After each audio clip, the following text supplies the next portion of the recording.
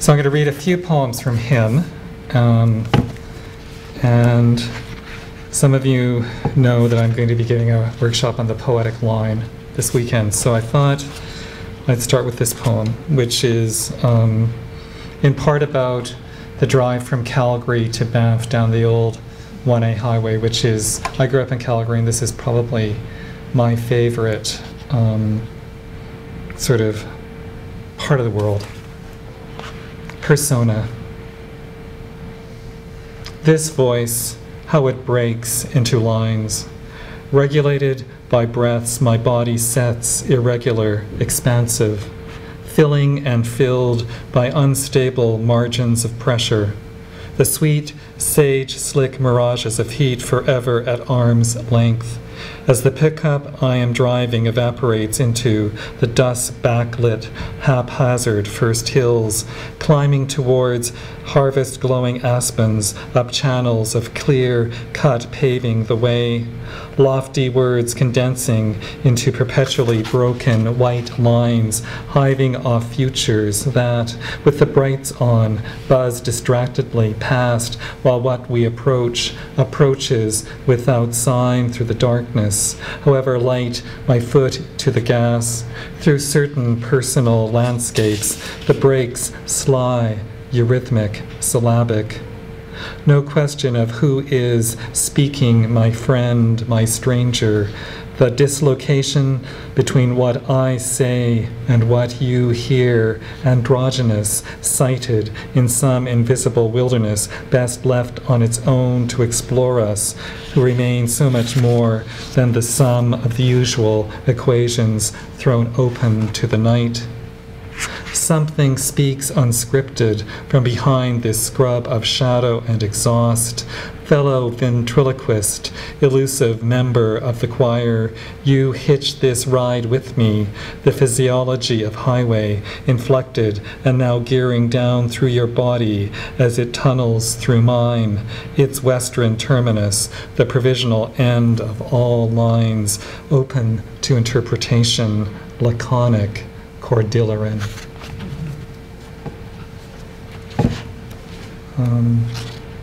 I'm going to move to a different kind of line, the picket line.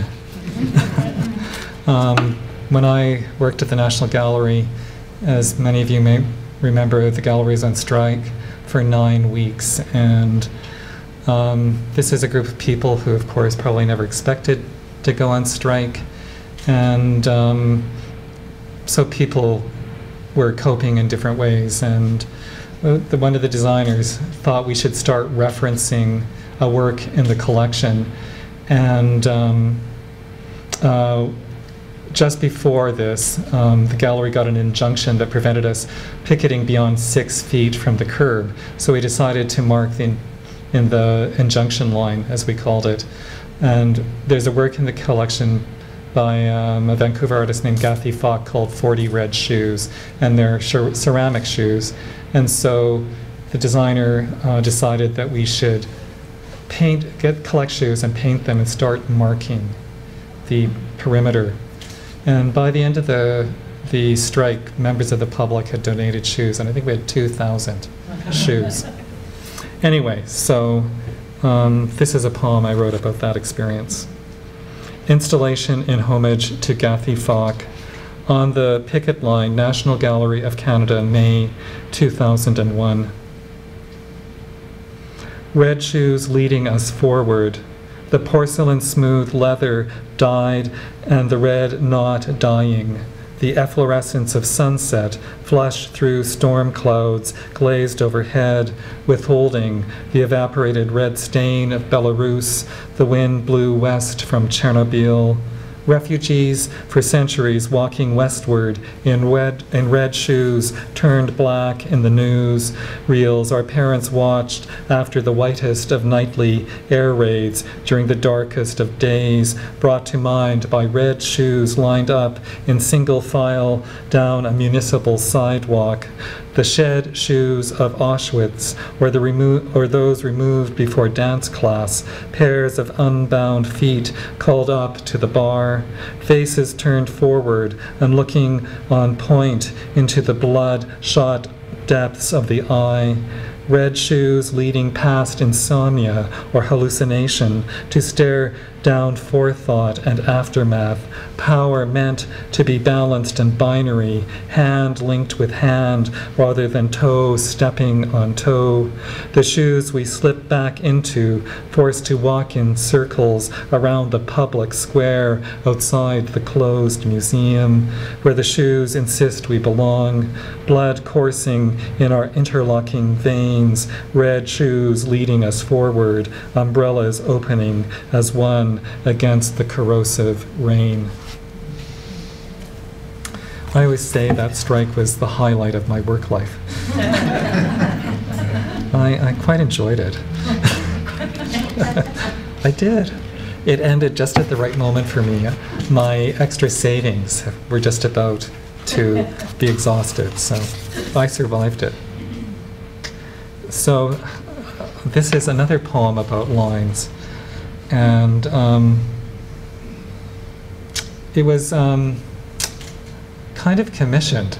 Rob McLennan was celebrating the 10th anniversary of Above Ground Press, and he had an anthology, do you remember this, Stephen, called 10. And so I wrote 10 lines, and every syllable in the poem that has a 10 in it, I replaced with the numbers 10. And any numeral is replaced by the number, or any syllable that sounds like a numeral is replaced by the number. So anyway, so this is called 10 Lines for X, with apologies to C.P. Cavafy. For a decade, I have been attentive to memory. Your body not tenebrous, but backlit and smooth, 10 toes and 10 fingers itemized, multiplied by 2, my hands and feet bracing yours, this tenuous architectural recovery of touch, interlocking, wide-angled and true, squared off by the oblong well of your bed, scared flesh forever too tender, curtains drawn shut, tendons pulling both ankles, tense as you would arch too fast above me, tentative eyes turned askance. The 10 lilies I counted in a vase on your table, not open as we ate. The tenure of our half-built tenancy, dropping echoes voided by your death, our tenebrous quotient of nights, never wholly quartering us. Why else can I not forget? Your room's vacancies tendered me numerate.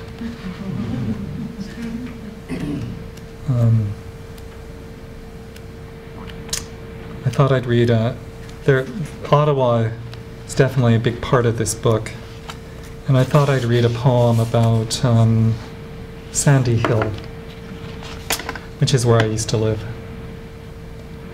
Sandy Hill Gothic. The house down the street where we hope to live sells before we have a chance to make it ours. The red brick bay of chapel windows cool at night until a fire is laid in the living room. Olive and mustard balustrades leading down from the front veranda at sunrise to raked gravel and tended beds. The lawn given over to daylilies and columbine. Maples leafing shadow on bed sheets beneath the mansard as we wake to a light breakfast, then work in separate sky-lit studios where I adjust the scattered record language makes and you revise key homeopathies for the newly born and the dying. The house standing empty now and in wait for the belongings of unknown others.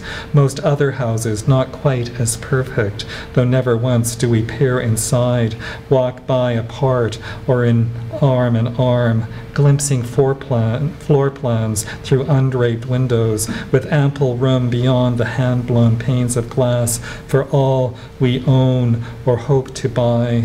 Knotted rugs and tactful prints, hardwood, unlikely to call for refurbishment, not afraid myself to continue looking, with my hands make real what cannot be imagined, acquire a long occupied house others overlook, the yard gone to seed on some untrafficked street, a structure less grand but in want of repairs.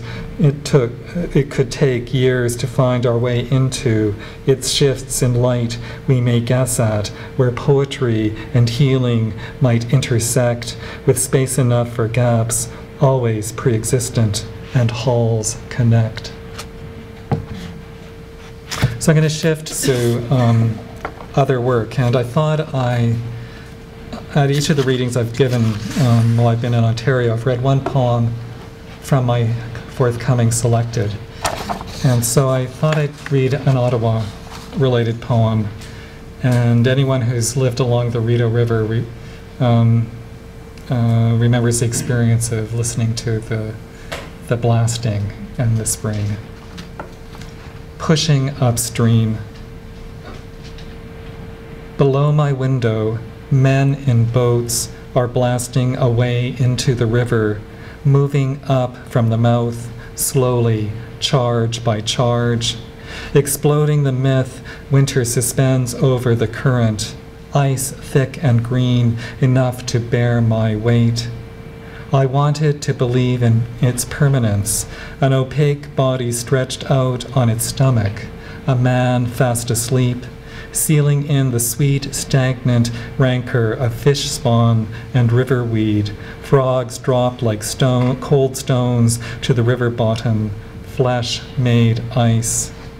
But the men below my window are insistent, blasting a way in, making room for orange motorboats, blasting caps and life jackets, boys at play in the snowmelt, inducing the thaw. Their bodies sweat, give shape to loose clothing as they kneel, tap in another charge just far enough from the edge. I wanted to believe in the ice, no matter how thin and cold, and now I must live with the gap between each explosion and its shattering report. Men silently running well back of the spray of ice shards and the approaching open. The man with the lithe body who once fell asleep in my bed, how he could never give enough to me except his own guilt, not even the chance intemperate spasm of his penis's flume. And now I must live with the aftershocks, the immediate shuddering cracks in this love I have for him, how they flash through his absence with the presence of another, of anyone who explodes this layered green myth, you lucky fellow in a motorboat pushing upstream. Yeah. And this is, actually, this is probably one of the newest things I've worked on, and I think of it as a transcription of one of my older poems, and I just decided to write it in a different style and a different voice, and it's sort of like, moving from, A sharp to B minor or something like that. And so I won't say much more about it.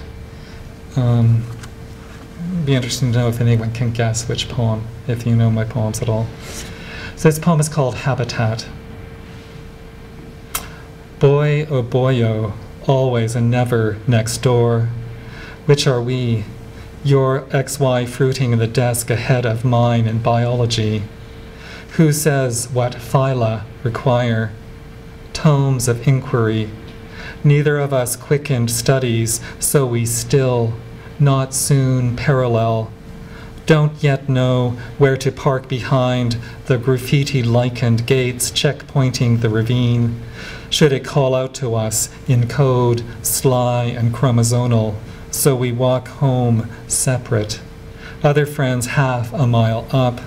The suburbs shaken out over Nose Hill inside this city's limit, an acrylic blanket not warming our substrata below the cul-de-sacs where we lie sleepless.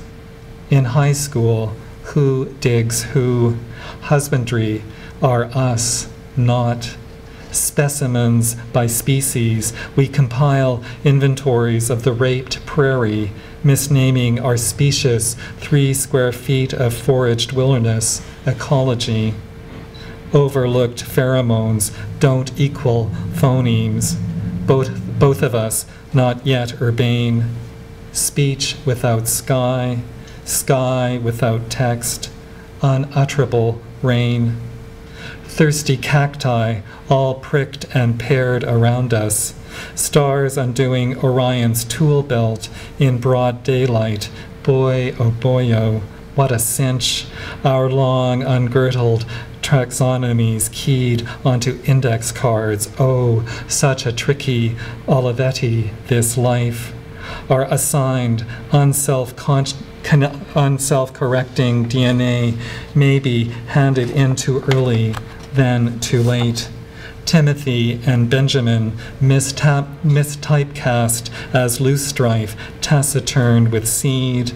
What pupa we are, X and XY and XY, sluggish, wide-awake dreamers, twined, twined through twilight roots. Boy, oh boyo, does he who asks one day only get served midnight circadian white lunch? On our knees, will we never outchur the cicadas or plow uncommon furrows, our squandered bodies outlined in police red or sagebrush polari on asphalt, as we hope some might have feared on the subterranean parkade's lowest terrace beneath the park? Our orphaned grafts and cuttings, malnourished, dying on the laboratory bench, our matching lab coats silenced, bleached in the wash. Which XI will be the last to read the field notes the other XY passed? Whose pretense is found unseen in what forgetful landscape? Ignition turned the whose key, but which? Boy, oh boyo, what a country this is. What a blast. So, it was lovely to hear the Alden Nolan poems. As Rona mentioned, I was writer-in-residence at the University of New Brunswick, which is in Fredericton, which, of course, was where Alden Nolan lived at the end of his life, and his house is now, actually it's the Graduate Pub, and so I drank there many times. And it's full of mementos of his time at the university. And Fredericton is, well, it commemorates its poets. Actually, my family settled there in the 1830s, and my great-grandmother was a year younger than Bliss Carman, and I figured out that she lived around the corner from him, so they must have known each other as children. So, you don't know these things until you go someplace. And I'd never lived anywhere where there was any familial roots. I grew up in Alberta. My father went there for the oil industry. And so going to Fredericton, where my mother's family settled, was a different sense of history. 3 blocks away was my great-great-grandfather's grave. Another 3 blocks away was the house he lived in on the St. John River, which was built on land first owned by Benedict Arnold. And the one sort of kind of thing everyone says about my great-great-grandfather is that he was the deputy Surveyor General of New Brunswick for 61 years and the longest serving civil servant during the reign of Victoria. Yeah. He died in the position, obviously. Anyway, beside his grave, which is, quite glorious, is the grave of his brother who drowned in the St. John River in 1838. And he, it's quite beautiful, it's cracked, and there's a lovely inscription. And it turns out, I did enough research to figure this out, that he died in the royal. He was a part of the royal salute. The militia had gone across from Government House to do the royal salute to mark the coronation of Victoria, and on the way back he fell off the boat and drowned at the age of 19. So I found that incredibly poignant. So I wrote this poem, and a lot of the poems that I've been working on are in set forms. And so this is the Spenserian stanza.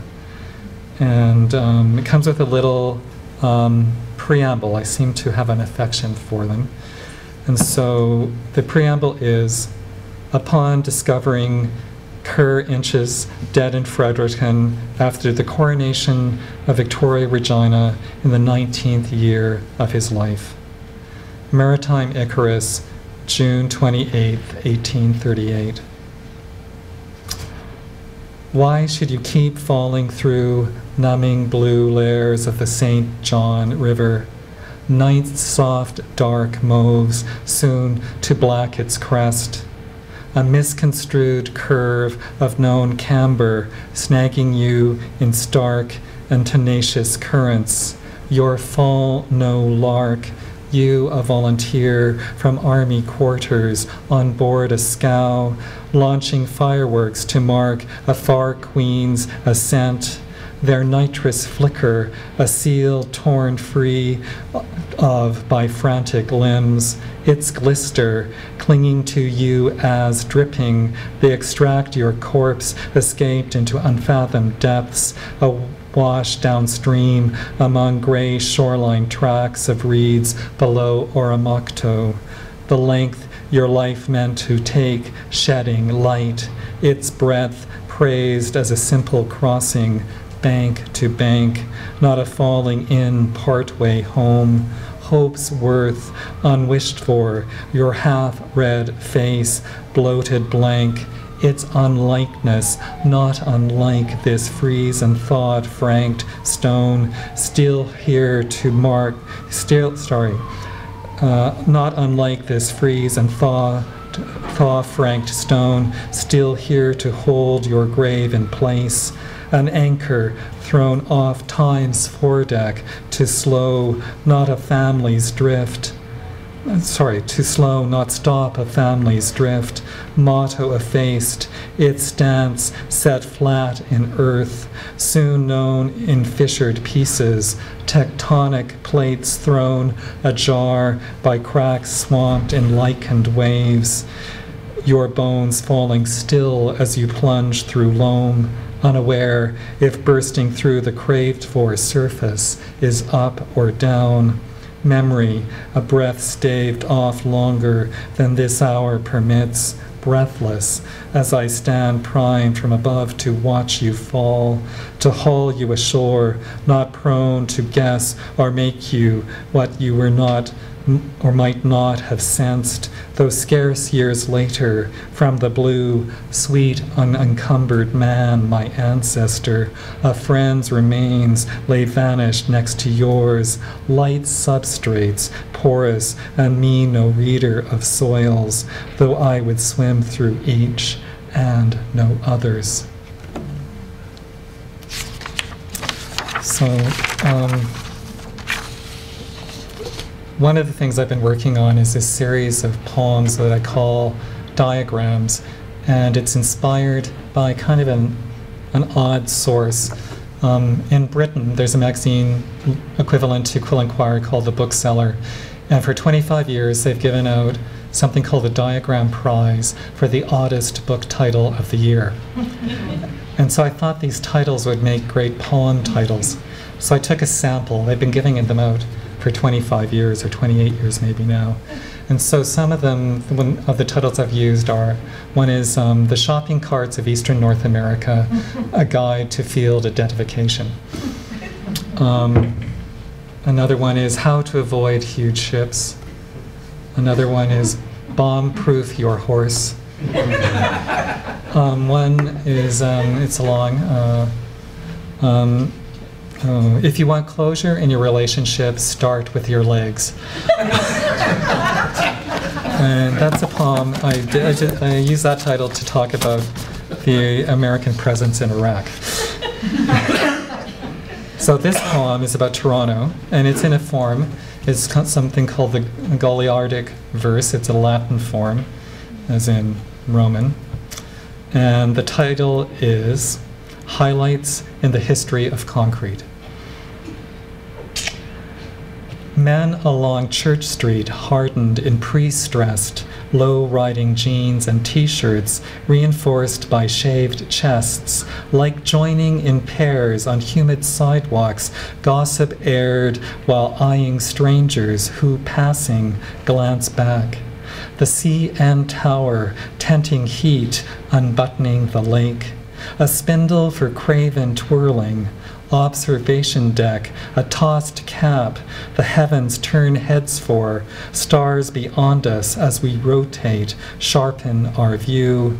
The fast streets below, a roulette wheel, maddened, moments after breezy men, centaurs lured from the woods, jump the line into the baths. Each night, a celled errand of longing, they swap for steam, piped in with stray husbands who skirt drowsy wives to pay at the door.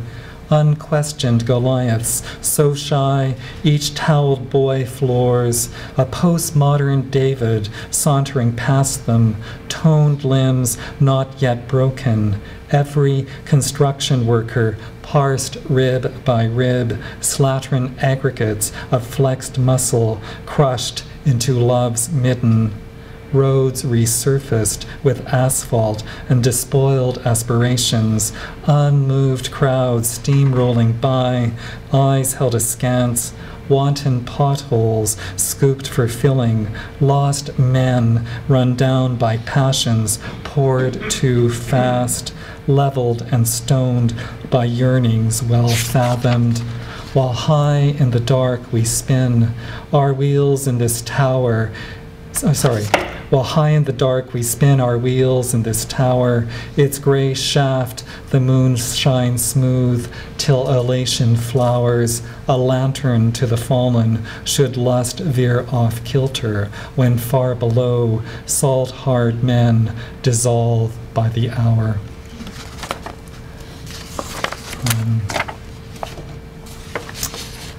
This is a sonnet variation, and it's called a caudate sonnet. And you add, I think it's 3 more lines, and then, extend the rhyme scheme. And I've chosen as the subject for it, there's a breakwater near where I live in Victoria, and I like walking out to the end of it. And I think I like going to the very end because it gets me as far away as possible without getting on a boat. And so it's a tribute to a friend of mine who at the age of 39 died of an aneurysm. Life foreshortened. Marathon. You ran to outrun time, ran out of time. Rounding the beacon near the terminus, the breakwater leads out to dusk at prime, footfalls lifting sand, fleet synchronous with the waves as they'd crash, turn ravenous, carabs out of algae pools, wounding the beach, tide running dark. The salt's moody homeless sting you strove to outstride, its clammy reach far too chill underfoot as you'd zag, each crest pacing you, the swells breaking to slake the brisk, ecstatic yaw of the sea, breach the wind-blasted walls, holding back weightless shale, chink to fall free from where you'd long stood that morning, stilled by every surge you could track, leaping hurdles of driftwood. What you saw below, a restless stasis racing you through the whirlpool's cold praxis.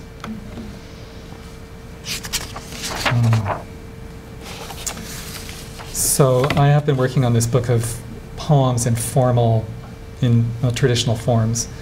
And I've also been working on another project about 3 Americans of the New York scene from the mid-20th century, sort of the 30s to, well, up to the turn of the 20th century.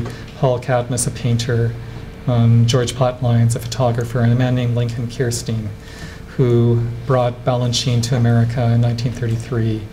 And together they slowly established the New York City Ballet. And so this is a formal poem. I thought all the poems by Kirstein should be formal. And it's a pantoum, and it's a rhyming pantoum. And you'll hear the pattern and the repeating lines, so I won't explain it to you too carefully, but what I'll say is because two lines keep repeating, you know, like sort of, it's almost like running a relay. It really compromises the rhymes. So I was, you know, you kind of think, oh God, why did I choose this? So again, it comes with a preamble, and it's about the first ballet that Balanchine choreographed when he came to America, Serenade, and it's sort of the beginning of this great moment in American dance. And it too comes with a preamble. Lincoln Kirstein observes George Balanchine at work on Serenade prior to its premiere in White Plains, New York, June 1934, at the School of American Ballet. An elimination dance, start with 17, 9 girls, 6, now 3. He chooses no boys, till some take his classes, and they careen, flesh caught in mirrors, fleet, marbled joy. 9 girls, 6, now 3, he chooses no boys. We watch in silence, then one undammed stream, flesh caught in mirrors, fleet, marbled joy, cascades in, pauses, his arms bowed, serene. We watch in silence, then one undammed stream, a body for this music, pure trompe d'oeil, cascades in, pauses, his arms bowed, serene, with eyes clear, chest a Roman shield deployed, a body for this music, pure trompe d'oeil. Tchaikovsky strings arming pathos. He leans with eyes clear, chest a Roman shield deployed, as a girl falls against him, torso supreme. Tchaikovsky's strings arming pathos. He leans away, his arabesque firm with brute poise, as a girl falls against him, torso supreme, drops to his knees in the cello's rapt noise. Away, his arabesque firm with brute poise, jeté after jeté, he vaults free, preens, drops to his knees in the cello's rapt noise. He squares his shoulders, chin aloft, throat keen.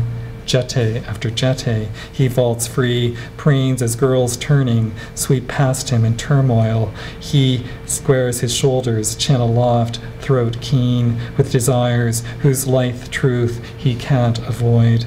As girls turning, sweep past him in turmoil, the least dance catches hold of Balanchine, with desires whose lithe truth he can't avoid, and he twists and shapes them for our esteem.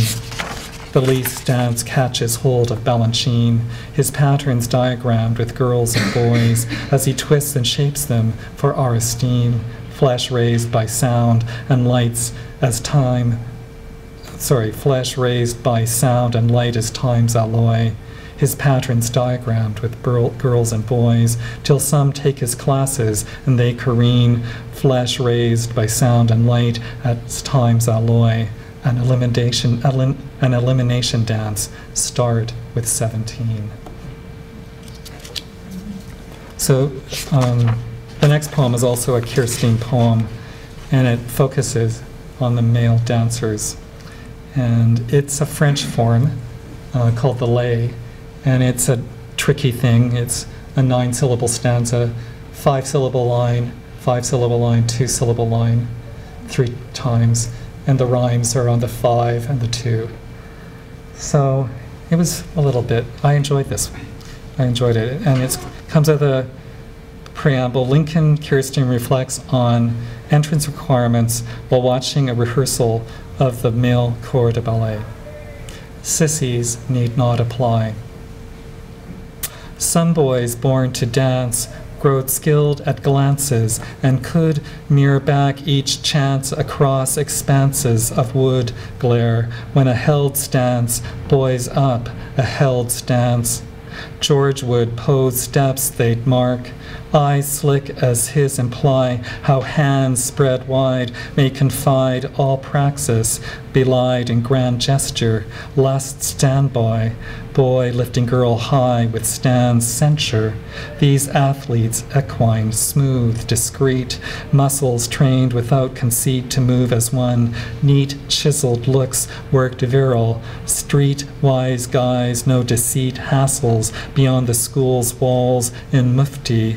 They trawl, want to box with passion, call for pickups to maul them, woo them, not one appalls, no fairy enthralls, tattoos them with Bowery coal rubbed off, each boy whole, a man who glimpsed naked, bowls his men over, soul a fan to desire, its role as skin's aureole expands on stage, embodies archetypes, body figures fleshed out in courtly love, there's a trophied rigor, escorting stately primas with shapely vigor.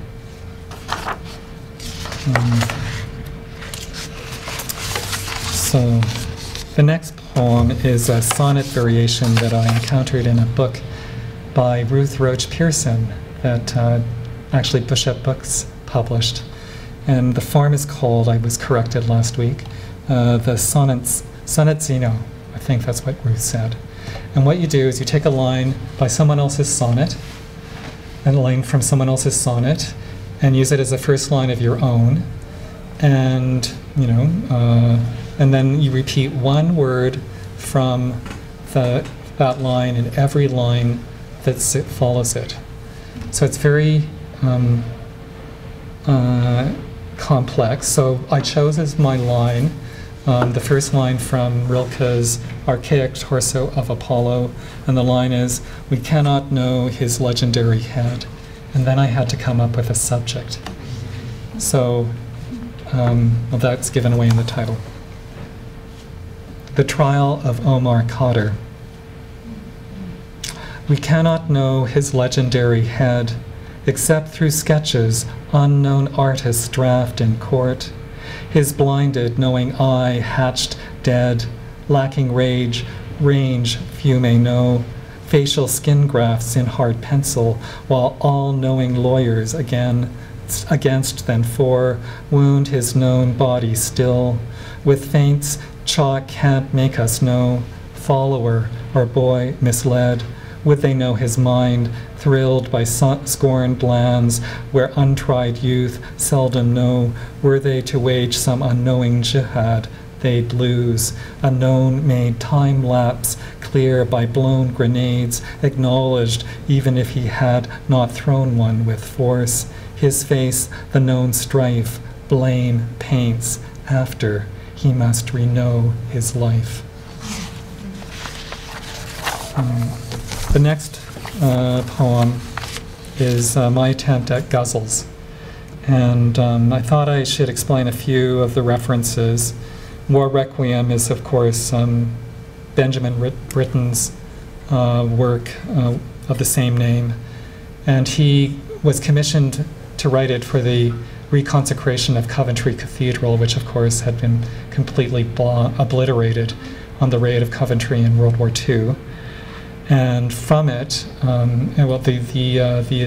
it's a choral work, and the libretto is composed of lines from the poems of Wilfred Owen, the World War I poet, and also the Service of the Dead in Latin. And I think the only, Henkels, of course, are a German aircraft that were used during the Battle of Britain. And I refer to Wyston and Ben, and W.H. Auden and Benjamin Britten were great friends until suddenly mystified. Auden was mystified, and Benjamin Britten just sort of distanced himself. So I think that's the only things I have to explain. It opens with a quote from the Service of the Dead in Latin, which translates into my heart as though ground to ashes. Cor contriptum quasi sinis. Strange meeting.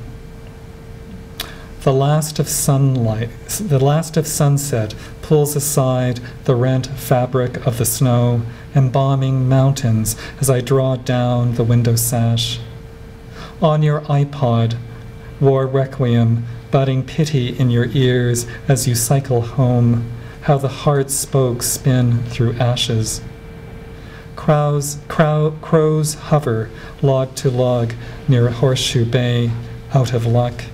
The light raucous shards of rock chimed ashore and dashed. Men fall in Afghanistan. The hill you ascend never ends. You break. Anger, maiming shrapnel. You break and crash. The door opens, and absence gives me roses, but I turn from apologia, black-edged, to endowed with passion. How to draw the other near. Wyston never knowing why Ben could score his words no more, repentant but unabashed. The moon abrades the clouds with self-conscious light. Dark, dark, dark, the transparent darkness flashing. Largos of Henkel engines overhead, lost chords unstruck. Coventry's rebuilt nave, the bell you attend to, clanging. Entrenched, Wilfred Owen gave all for highest love. All soldiers never enemies, that grave too shallow. Just figuring out. I think I'll read one more poem from him, and then I'll read the last poem. And we were talking at dinner about the fact that I used to live on Rideau Street next to the Romanian embassy, just after, the fall of communism. And I was approached at work by CSIS if they could use my apartment to spy on them. And I just, it sort of set something going in my head about the idea of someone being in my apartment while I wasn't there. And somehow it seemed like an apt metaphor for love. So this is the poem, which again comes with there's a series of apologies through the book. So this one is with apologies to John le Carré. Eros. The man who comes here I have not met. He seems to arrange to be at home when I am absent. I should accept that. The fine dust of his muddy transitory footprints I sweep up afterwards. We would leave no trace, though little can lift the drips of coffee Rorschached into my bruised maple floors, an unscrambled code zigzagging me to cups crumpled in the trash. Neighbors hint at apprehensions of a shade behind my shears who keeps appearing to observe them. Where is he from? What persists to entice him back? What does he overlook? What bookshelves and unfinished letters has he left for later to nose a way into? Do my fresh hung shirts long for him to slip one on? He could be my stature. It may be his contour I punch out of my pillows at night. His humid fish scent rising from the disheveled, test-pattern sheets, toes haired unlike mine, flexing past the mattress edge.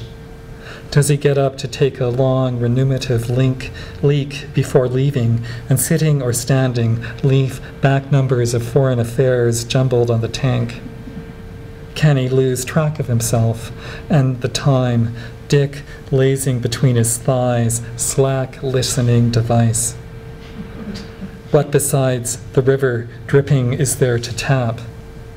Are his eyes clear, skin soft, hair red? Is he desperate for a shave? Who does he work for? Is his toned intelligence acute enough? Is what he might see mirrored in my bedroom window at twilight something I could never reflect on at dawn, ducking the currents in the river, its pink surfaces, no one else awake? Will we fight off whatever ghosts him, or will I be overcome? What about his chest? So it occurred to me as I was reading it, the spy theme actually is germane to the next poem, which is about Alan Turing, whose 100th anniversary is to be celebrated this year. And Turing laid the foundation for the modern art, the computers we use today. And in World War II, he was instrumental in the cracking of the Enigma code that allowed the Allies to eavesdrop on the Germans' broadcasts to the U-boats. Anyway, in 1952, after the war, Turing was arrested for having sex with another man and put on trial, and was subject to the same laws that Oscar Wilde was subject to. And rather than going to prison, he agreed to a 2-year chemical sterilization. And he couldn't use any of his war record to sort of act as a kind of character witness, because it was all locked in under the Official Secrets Act. And anyway, he committed suicide in 1954 at the age of 42. And he wrote this little ditty that I use as my epigraph. And it's: Turing believes machines think, Turing lies with men, therefore machines do not think. Turing's machine. I am a computer, thinking and recording always, reading the fixed algorithms of the body, codes enmeshed in the blood as literal and numeric. As they synapse through me, I lie with men and do not lie. Reading the fixed algorithms of the body, I attempt to unlock cagey, age-old theorems of desire. As they synapse through me, I lie with men and do not lie, alone, their primes at long last enshrined with mine. I attempt to unlock cagey, age-old theorems of desire. All men who shall not love are in love. Alone, their primes at long last enshrined with mine. Make me a machine to drowse in their arms undone. All men who shall not love are in love, the liar's paradox of how we must live and lie. Make me a machine to drowse in their arms undone. Let me record how we wake for reflection later on. The liar's paradox of how we must live and lie. We are ciphers, none except us must ever cipher. Let me record how we wake for reflection later on. Who we are to those who know us not, let us try not to know. We are ciphers, none except us must ever cipher. Our tables of behavior, impregnable ones and zeros. Who we are to those who know us not, let us try not to know. Absent from itineraries of wife and child, though we are sons. Our tables of behavior, impregnable ones and zeros. Others allow us to join in daylight unobserved if we part. Absent from itineraries of wife and child, though we are sons. Men whose own radiant unborn will not once recode them. Others allow us to rejoin in daylight, unobserved if we part, ahead of logic, if we prove our circuits do not lie. Men whose own radiant unborn will not once recode them. Our undecidability, exactly ours, immutable science. Ahead of logic, if we prove our circuits do not lie, we are a subroutine, Sparta's sacred band first posed. Our undecidability, exactly ours, immutable science, this lying together configured to a repeating future. We are a subroutine, Sparta's sacred band first posed, codes enmeshed in the blood as literal and numeric, this lying together configured to a repeating future. I am a computer, thinking and recording always. Thank you very much for listening.